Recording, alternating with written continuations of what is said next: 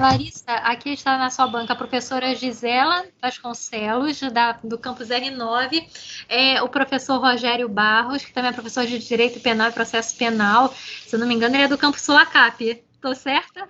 Acertei. Sulacap e Caxias. Sulacap e Caxias. Então, eu que você já conhece. Larissa, pode apresentar o seu TCC, ao seu momento. Você tem em torno de 10 a 15 minutos de apresentação. Tá bom. Primeiramente, boa tarde a todos. Sem dúvida, eu gostaria de agradecer a Deus também por me permitir participar desse momento hoje aqui com vocês. Gostaria de agradecer à professora Simone, que sempre me ajudou em todas as etapas do TCC. Eu sou muito grata a ela por toda a gentileza que ela foi comigo.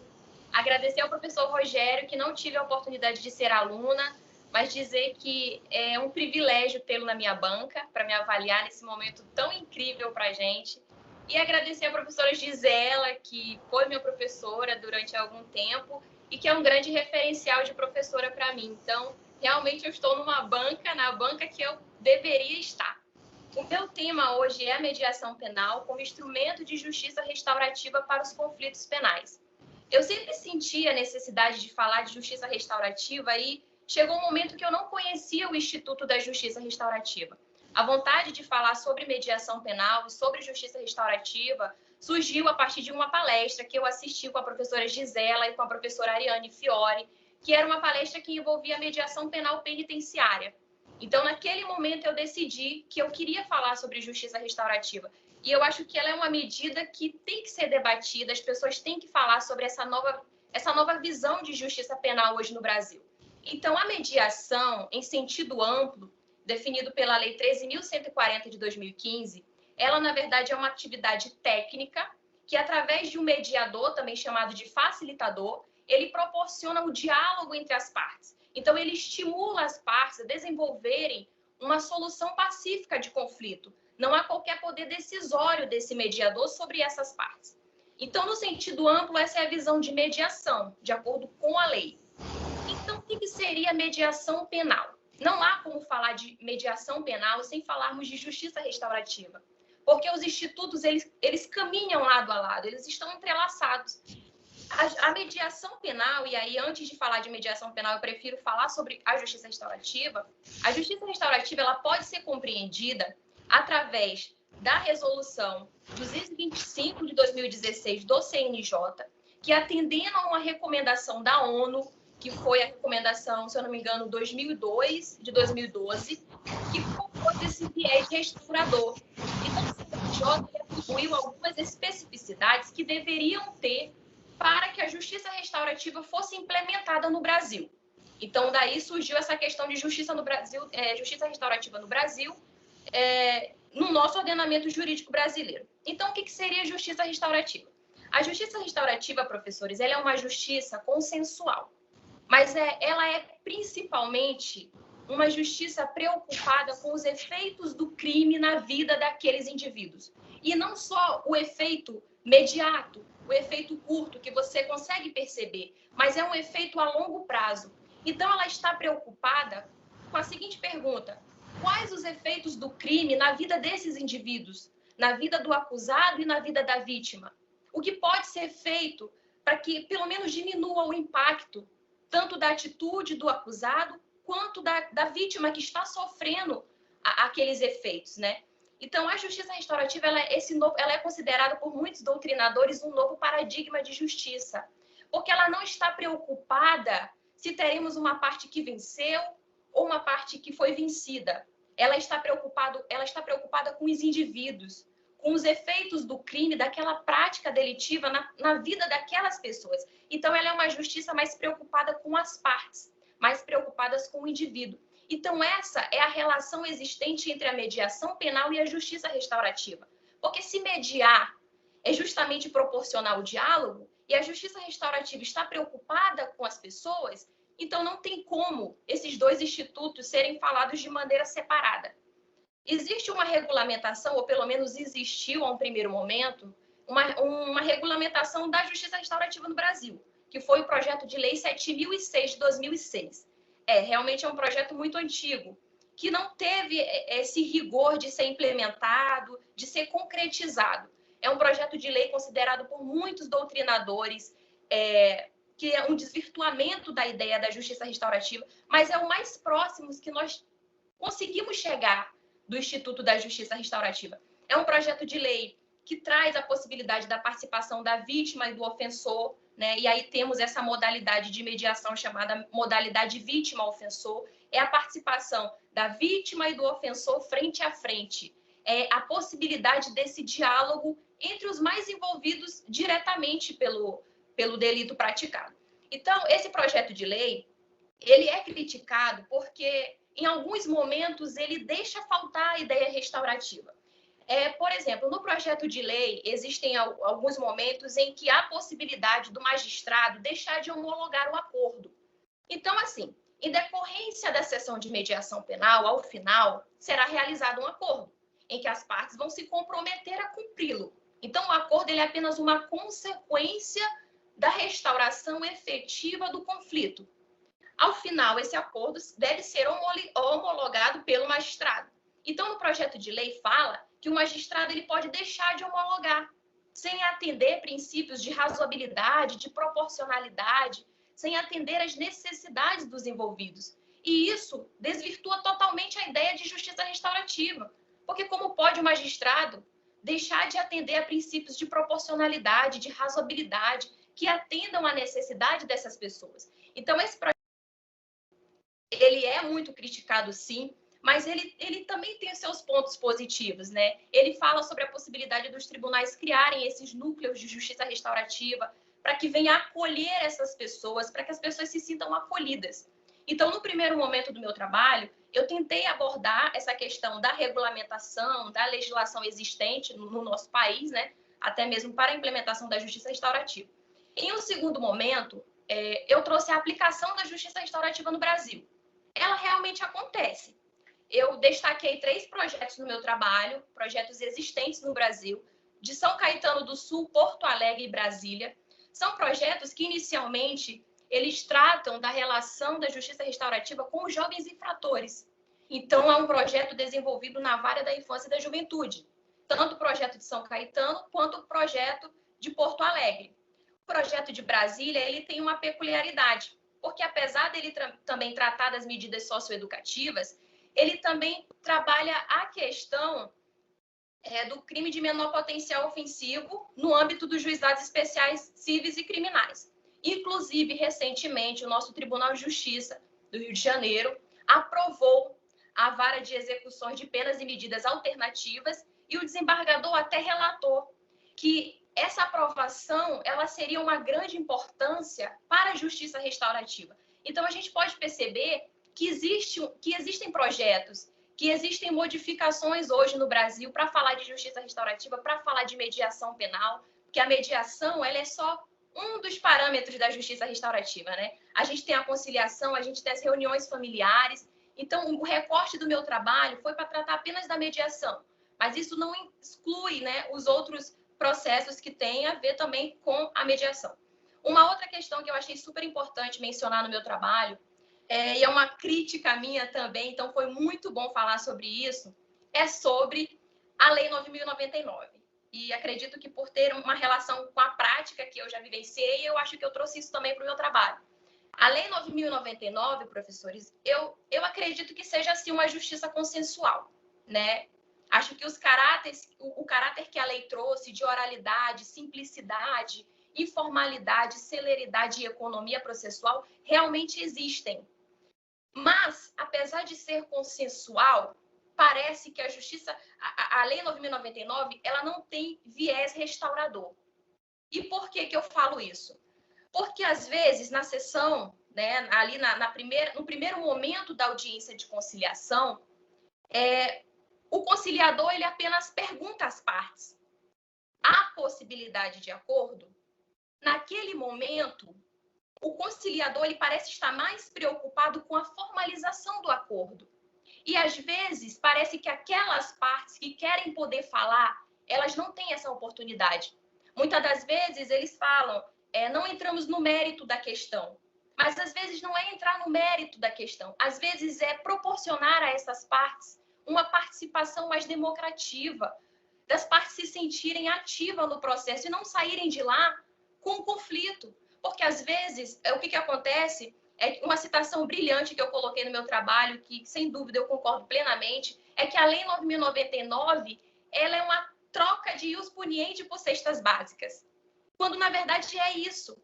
Eu não vou punir por pena privativa de liberdade, mas eu vou aplicar uma cesta básica. E eu pergunto a vocês, o que o pagamento de cestas básicas impacta na vida de um indivíduo? Qual é a possibilidade desse indivíduo voltar a cometer aquele mesmo conflito? E ele vai voltar porque, na verdade, o conflito não foi resolvido. O conflito existe. Ele só pagou uma cesta básica, mas o conflito está ali e o conflito não foi solucionado. Então, eu acredito que quando o crime ele é tratado lá do seu início, como, por exemplo, uma briga que foi ocasionada porque o cachorro do vizinho fez xixi no meu tapete. São essas questões que vão para o GCRIM. Então, é uma questão tão pequena que, quando não é solucionada, ela se torna uma coisa imensa. E quando você vai ver, você não tem mais controle social sobre aquilo. Então, eu acredito que a Lei 9.099, apesar dela ser pautada na celeridade, eu acho que, às vezes, essa necessidade de querer celeridade impede que a nossa justiça esteja também atrelada às partes, atrelada aos indivíduos. Então, essa é a minha crítica à Lei 9.099, apenas nesse sentido. Porque se o crime se o conflito entre as partes for solucionado do início, pode ser evitado algo futuro. Então, esse caráter restaurador ele é muito importante. Inclusive, na audiência de conciliação, a vítima ela pode dizer, olha, eu estou imputando a fulano uma determinada conduta. Mas, ao final, não é perguntado a ela como você deseja ser reparada, se foi você que sofreu os efeitos daquela prática. Então, vai ser atribuído a ele uma outra medida despenalizadora, e não a vontade da vítima. Eu não estou falando sobre deslegitimar o Estado dessa função, mas eu estou falando de dar oportunidade a essas partes também. Porque o que a gente percebe na prática é que elas sentem essa vontade de falar e que elas não podem, elas estão limitadas. E, por fim, eu gostaria de trazer uma outra questão que é sobre nossa pena privativa de liberdade. Todos os focos do meu trabalho, eu trouxe, pelo menos em todas as sessões, uma problematização, sem mudar o que eu queria falar de mediação penal. Então, todos esses passos caminham para justificar a mediação penal. A nossa pena privativa de liberdade, professores... Quero ter nenhum, quanto mais é. Eu citei 3 funções principais do meu trabalho, que é a função retributiva, preventiva e ressocializadora. A função retributiva, ela acontece porque quando o indivíduo ele pratica um ato típico, ilícito e culpável, portanto, violando as normas penais, o Estado, em sua função de garantidor da lei e da ordem, vai aplicar a ele uma sanção, seja uma pena privativa, seja uma pena restritiva, ou seja uma pena de multa, mas ele vai sofrer uma sanção. Então, é como se eu tivesse uma relação bilateral. O acusado praticou um crime, o Estado vai lá e pune. Ninguém falou da vítima. Ninguém colocou a vítima. Então, esse caráter retributivo há. O caráter preventivo, ele não existe, pelo menos assim, em uma mínima possibilidade. O caráter preventivo é a questão de, o agente praticou um fato típico, ilícito, culpável, e eu tenho que repreendê-lo. Então, eu vou aplicar uma pena privativa de liberdade, para que ele não cometa mais isso. Mas aí entra a ressocialização, porque aquele indivíduo ele vai para um sistema carcerário que é desumano, um sistema carcerário que não ressocializa os indivíduos, pelo contrário. Então, quando ele sai daquele sistema, ele volta a cometer o crime. Então, ora, se a função é prevenir, por que quando ele entra e ele retorna, ele pratica novamente o crime? Então, parece que a prevenção ela também não está ocorrendo em sua plenitude. O caráter ressocializador é, sem dúvidas, o mais distante de todos. Porque, muitas das vezes, a gente vê um indivíduo que vai para o sistema carcerário e, quando ele volta pior do que ele entrou. Então, assim, é a sensação de que o Estado não está preocupado comigo. É a sensação de que o Estado está preocupado com a violação da norma penal e não com os efeitos disso na minha vida. Então, essas são as 3 finalidades. E, diante disso, surgem alguns doutrinadores que defendem a ideia do abolicionismo penal, da ideia da extinção do direito penal. É claro que eu, Larissa, na minha opinião, eu não compactuo com as ideias dos ilustres doutrinadores. Eu entendo que o direito penal ele é preciso e ele é necessário. Entretanto, por que não modificarmos um pouco esse caráter punitivo? Para concluir, Larissa, desculpa te interromper. Quanto? Para concluir, desculpa te interromper, é que hoje cumpri os 15 minutos certinho, que são 9 bancas, só por isso. Então, o direito penal ele tem muito esse caráter punitivo. Então, por que não modificarmos um pouco? Então, não é abolir o direito penal, mas é trazer uma nova visão do direito penal preocupado também com as partes. Então, por fim, eu pude concluir com o meu trabalho que a mediação penal ela é um fator necessário, professores. Ela é um fator de diálogo e de comunicação. Eu acredito em mecanismos que desenvolvam essa ideia de mediação comunitária, das pessoas e da população estar envolvida com essa questão e tirarmos um pouco essa visão de que direito penal, de que punição e justiça tem a ver, sabe? Eu acredito em um direito penal que se preocupa com a ordem social, mas que seja menos seletivo, menos estigmatizante, que seja um direito penal preocupado também com os efeitos do crime na vida dessas pessoas. E, principalmente, um direito penal preocupado com pacificação social. Então, eu encerro o meu trabalho, fico à disposição para qualquer dúvidas e eventuais apontamentos e agradeço a oportunidade. Imagina, Larissa, eu que agradeço a sua participação. Eu vou iniciar, agora vou passar primeiro a palavra para o professor Rogério, fazendo as honras da Casa R9. Então, eu vou fazer essas honras aí para o professor que está vindo importado hoje. Professor Rogério, fique à vontade para fazer alguma pergunta ou fazer alguma consideração, ou não fazer, tô brincando, fica à vontade. Fica à vontade sempre. Oi, Simone, não tem problema não. Muito obrigado pelo convite, por tudo. Larissa, é Larissa, né? Desculpa, eu posso confundir. Larissa. É porque muita gente, então assim, às vezes eu posso confundir, sou péssimo de nomes. Larissa, parabéns, foi uma ótima apresentação. Obrigada. Eu estava vendo aqui, porque eu fico acompanhando, tenho 2 monitores, então eu fico sempre acompanhando do lado aqui. Então, eu fico vendo o teu negócio, achei muito bom. Eu sempre faço uma pergunta, mas é uma pergunta que você faz no final, ouve os outros professores, se quiser, responde tudo junto, tá? É uma pergunta, assim, na verdade, é porque dentro da tua fala, você falou muito da restaurativa, aí eu pensei assim, pô, mas beleza, esse tema, eu inclusive já fiz até participei de um concurso que tinha até isso.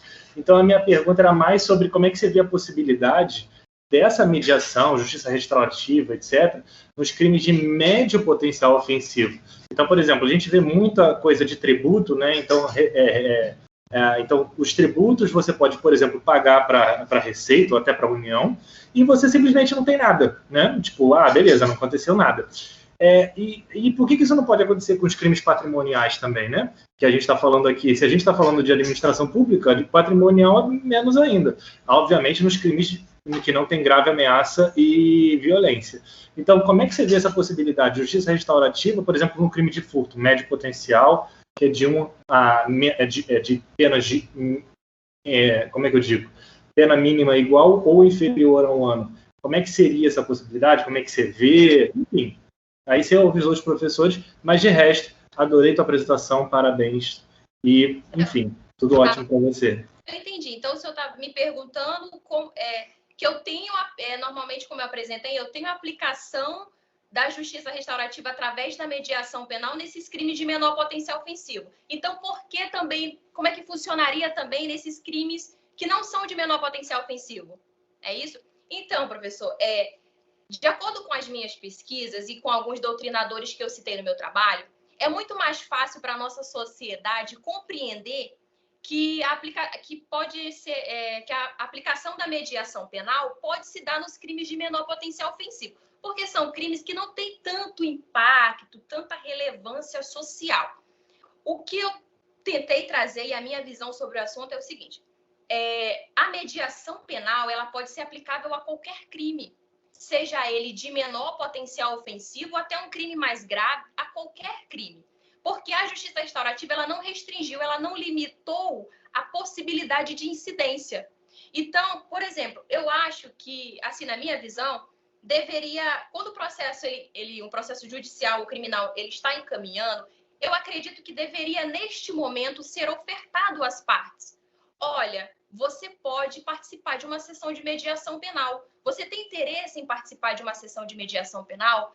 Então, a justiça restaurativa ela não limitou. Então, ele pode ser aplicável a qualquer crime. O que acontece, na verdade, professor, é que tem que ter um cuidado, né? Tem que ter um cuidado e uma cautela. Quando você aplica a justiça restaurativa, é um crime de maior potencial, um crime de homicídio, por exemplo. Então, assim, esse daí já é um problema que tem que ser cuidado. Mas a justiça restaurativa, ela não limitou. Então, respondendo a sua pergunta, ela pode ser aplicável a qualquer crime, seja de menor ou de maior potencial ofensivo. Deve ser ofertado às partes, em um momento oportuno, essa possibilidade, que elas podem solucionar e dirimir os seus conflitos de maneira pacífica entre elas. Então, não sei se ficou muito bom, mas...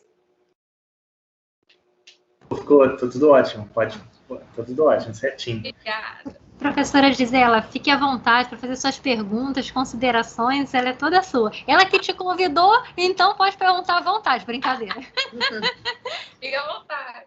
Parabéns. Primeiro eu queria agradecer aí a Simone, mais uma vez, por toda a organização, né? Estou vendo aqui que nós temos várias pessoas assistindo, e é muito bom, ó, aqui no meu estão 29 pessoas, isso é muito bom, alguns que ainda não estão em TCC, mas é importante, né, para já irem se familiarizando, como é que é uma banca de TCC, né, a preparação do aluno, agradecer a presença também do professor Rogério, prazer enorme tê-lo aqui conosco. E parabenizar você, Larissa, você foi muito bem. Não sei se você viu aqui as suas amigas, a torcida aqui é grande no chat. Ai, que aula maravilhosa! E realmente você foi muito feliz na sua apresentação. Na verdade, eu acho que é uma consequência, né, de todo o estudo que a gente faz. Eu lembro quando a Larissa me mandou uma mensagem falando que tinha assistido. A gente convidou a professora Ariane para uma palestra, né, sobre mediação penal e penitenciária. Depois eu tive a oportunidade de fazer uma live com ela também sobre esse tema. E é um tema também que eu tenho muito carinho, assim, né, porque eu acho que, de fato, o nosso processo penal, aos poucos, né, a médio e longo prazo, ele tem que se voltar realmente um pouquinho para a possibilidade dessa mediação, né, da gente não levar tudo ao judiciário e deixar com que, de fato, o judiciário se volte para aqueles crimes mais graves, né, que têm uma repercussão maior impacto na vida das pessoas. Então, a gente já tem conversado, né, sobre essa justiça penal negociada, tivemos aí o advento da Lei 9.099, né, apesar de o entendimento aí da Larissa achar que não seria tão assim suficiente, mas a finalidade ali foi, né, inicialmente, termos medidas despenalizadoras, que é exatamente despenalizar, é não impor uma pena privativa de liberdade para aqueles crimes que seriam considerados de menor potencial ofensivo. E aí, com a aplicação dessas, né, questões aí das penas restritivas. E temos também, acho que, né, agora recentemente, com o pacote anticrime, o acordo de não persecução penal, para aqueles crimes, por exemplo, já o crime de furto, que o professor citou, né, que a pena é 1 a 4 anos, se o réu confessar, não sendo caso de arquivamento, como é um crime que não tem violência e nem grave ameaça, e a pena mínima, né, inferior a 4 anos, já teríamos aí a possibilidade desse acordo de não persecução penal, que não, né, nada mais é do que, de fato, essa ideia, esse novo paradigma aí de termos uma justiça negociada, né, um consenso. Você traz a vítima para o processo penal, inclusive, né, para ela é vantajoso também, porque ela não precisa aguardar o trânsito em julgado de uma sentença condenatória para, se for o caso, ajuizar uma ação civil, ex-delito, já ficaria tudo resolvido ali. Então, acho que esse é o caminho. E você foi, assim, brilhante na sua exposição, com domínio do tema, né? Falou super bem. Você podia, inclusive, né, dar continuidade aos seus estudos, entrar aí numa pós-graduação, no mestrado, quem sabe aí, né, para docência, porque você foi muito bem, tá, Larissa? Tá de parabéns. Muito obrigada, eu que agradeço a vocês. Obrigada, Larissa, pela sua participação. Parabéns pela sua apresentação, que foi muito boa, tá? A gente vai deliberar as notas só no finalzinho. A gente vai fazer uma banca em cima da outra para a gente seguir pauleira. Tá bom. Então, vamos que vamos. São 180